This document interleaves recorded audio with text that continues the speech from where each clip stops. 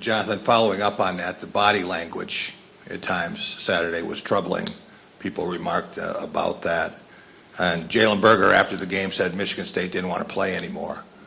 As a coach, how problematic is that? What do you do about it? I don't know if that's totally accurate in regards to not wanting to play, especially just feeding off of the conversations we had yesterday in regards to leadership standing up, guys pointing some things out. Again, body language is tough in regards to when it's going really sideways, especially think about late in that game. But we got to find a way to bounce back, create some energy by some execution, and that's why we talked a lot about the back half of this season, what we got in front of us. You talk about yesterday being a big day.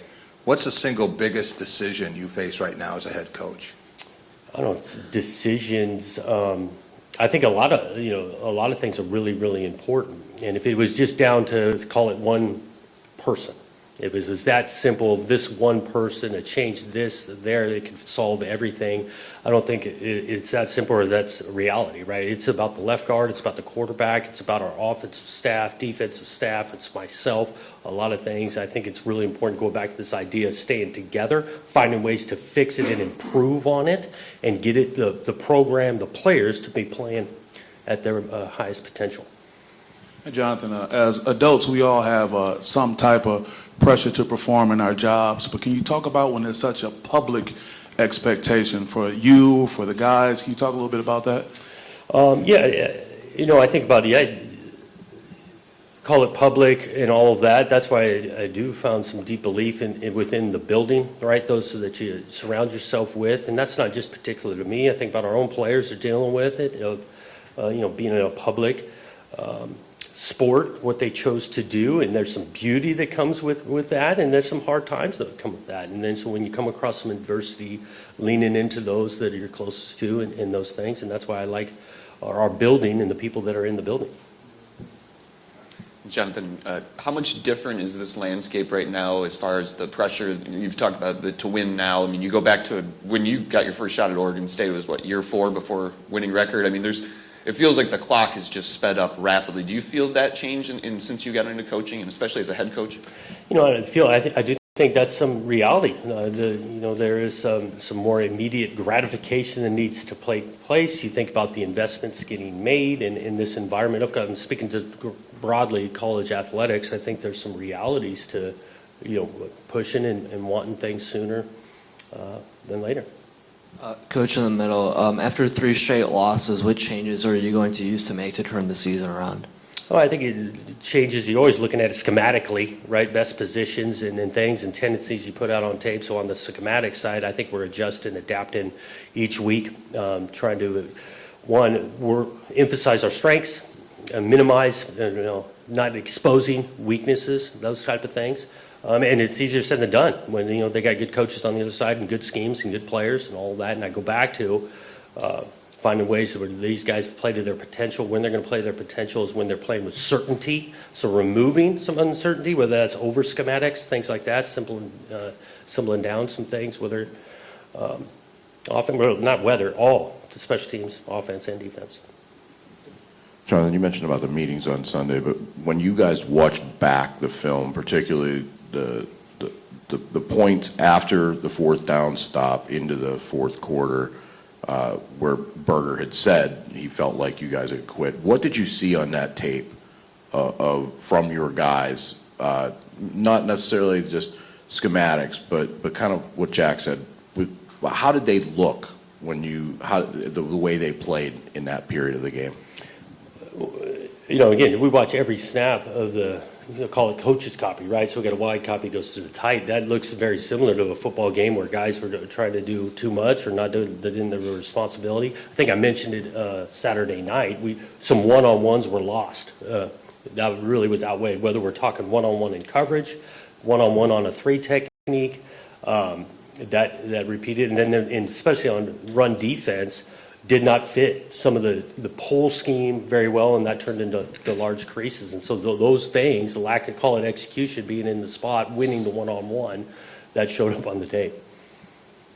And Jonathan, there were 2 notable changes, I guess, in the coaching carousel. One of your future opponents, Penn State, moved on from James Franklin, and obviously Oregon State moved on from Trent Bray, someone you obviously worked with over there, what was your reaction to both of those pieces of news? Similar, this landscape, where it's at, a deep respect for both those two guys and things, but this landscape and each, situations are different, but I know I got deep respect for both those guys. Yeah, Jonathan, have you gone back through like what's with Aiden a couple weeks ago? He looked like he was really ascending, and that has not looked the case. Have you been able to figure out and sort of gone through with him what's happened? How much of it is the offensive line protection, the loss of confidence, sort of where he is today? And obviously he's banged up, but where he is today in terms of his confidence and from where he was several weeks ago, and how that's transpired. Yeah, I think there's been a shot to his confidence, and you mentioned a little bit not this offensive line. I think about the 10 other guys playing at a high level. I think about it schematically too. Let's face it, the opponents and the environments, we have not stepped up to that. So yeah, whether it's confidence, but the last 2 weeks have looked different than call it the first, 4 games. And our job to kind of get them back to that place. So again, I go back to like this idea of simplifying, again, schematically, offense and defense. Can we find ways to keep it simple so his talent can take over? Follow up on an earlier question. I know you don't live on the internet and on social media, but there's been a lot of talk, as you can imagine, about your future, about the buyout. My question to you is it disappointing to you, less than 2 years in and 18 games into your tenure, that even exists? I want to call it disappointment. I do feel like I live in some realities of things. And so when you go, with a couple of tough losses, whatnot, and you come in at homecoming, and you get beat like that, I think it comes with the territory, and that's what we've signed up for. Again, confident, steadfast in our approach, in the people in the building. And that's not like, oh, hey, I'm just this stubborn, we're going to dig our heels in, we're not going to tweak anything. We can strong but fluid, and thinking about adjustments and finding different ways to keep these guys getting to their potential. We talk about the sort of hard times, I guess, of a 3-game losing streak and how things feel right now. What is the sort of pitch for what things look like in the future, the quote-unquote good times that you would see in the future? What is that pitch? Well, it starts with the pitch of we're headed toward the back half of our season. Where again, we're talking about 6 games in. We've got guaranteed 6 left. Halftime adjustments. We want to be a team that plays our best in the fourth quarter, be the best at the end of the year. And so we still got a lot of in front of us. Are we disappointed? We got to clean some things up, 100%. We got to get better. All of that is there, but we still got a lot of football left.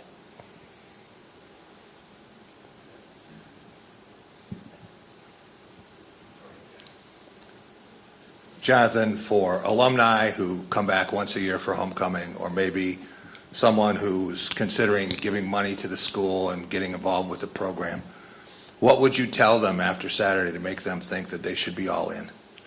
Well, I think you tell them that Saturday's not good enough, and we're very aware of it from a call it the program side, that there are things to fix, and then again we're going to continue to work to get better. I think being proud of the place and the atmosphere, and we are working to get this thing to a better spot. That's where our mindset is.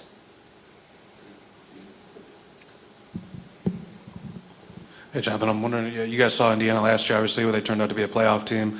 What do you see the differences in the program in year 1 to year 2 for them? And specifically at quarterback, too, what are you thinking about Mendoza? And you've seen some good ones. Where does he sort of fit into that? Yeah, he's playing at a really high level, quick release, good decision maker, willing to run the ball. I think on offense, and they've got both schemes of it. They can run it, they can throw it, physical up front, good receiver play, and that helps Mendoza, and he's a competitive kid. They flip it on the other side. These guys are good on defense now.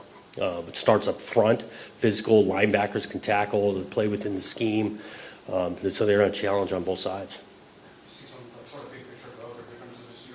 I think schematically they got some similarities. I think they got some similarities in their attributes of how physical they are, and then their quarterback play with some balance on offense is similar to last year. Yeah, Jonathan, you mentioned that there were situations in which players on defense were trying to do too much and got out of their gap and so forth. When the players looked at themselves and you went over tape, were there also situations in which players looked at themselves and maybe didn't see enough effort Did that come up at all where they were self-critiquing, where guys could have done a little more? There ain't much of that. In regards to like, oh, he should have been running to the ball. We didn't have guys just shutting it down, anything like that. We had some guys that just cut guys loose. Hey, we're playing man coverage and not covering our man. And we had some of that got called out pretty good. And then, some of the basic stuff of trying to do too much. My eyes, they've thrown it to this guy a couple of times and we don't, continue to our responsibility of covering the back out of the backfield. Some of that got called out. You mentioned about the meetings on Sunday. I'm wondering about the emotion aspect of it. Like, were guys hurt, angry? What was their emotional response, both in the immediate aftermath of the game and then when they got there yesterday, to spin it forward to how they want to approach emotionally the final 6 games? Yeah, they've invested a lot into this thing, and so call it hurt, angry, but at the same time, we're about people around there, and so the approach again goes into we got to foster, if that's the right word to use, take that energy of disappointment, anger, frustration, get it communicated, but then we're going to move forward. And how are we going to do that? We're going back to this back half of the season.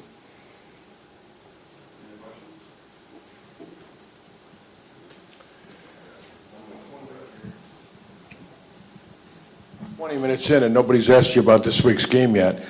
What about Indiana? What they've done, and what do you make of what they've done with their program in a short time? Yeah, it's been impressive. Looking just at this season in regards to how competitive, 2 back-to-back road wins for them at tough places, complete in regards to offense can beat you, defense can beat you. They're challenging even on punt. You look at their pressure and punts, and so they've done a really nice job. And they're one of the best teams in the country.